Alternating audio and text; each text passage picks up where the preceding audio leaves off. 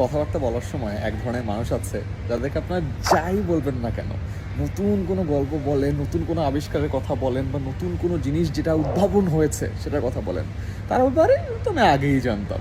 এবং সাথে সাথে মনে হয় ভাই আমি কথা বলা বন্ধ করে দিই, ভাই তুই বল, তুই তো সব জানোস, সব পারস, তুই তো সব জানতো, আমি বেশি তুই আমাকে বল আর কি কি জানা দরকার আমার। সো প্লিজ খেয়াল করবেন, কখনো কোনো একটা কনভারসেশনে কেউ যদি এমন কিছু কথা বলেও ফেলে যেটা আপনি আগে জানতেন, প্লিজ এটা বলেন না যে এটা তো আমি আগেই জানতাম। তাহলে হয় কি, যে কথাটা বলছে তার কথা বলার কোনো আগ্রহই থাকে না। আরেকটা জিনিসও বলবেন না যেটা তো সবাই জানে।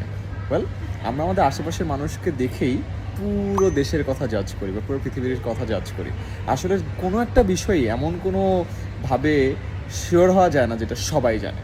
তাই খেয়াল রাখবেন কোনো কনভারসেশনের সময়, আর এটা তো আমি আগেই জানতাম, অথবা এই জিনিস তো সবাই জানে, এটা বলার কি আছে, এই দুটো জিনিস আমরা যেন অ্যাভয়েড করতে পারি।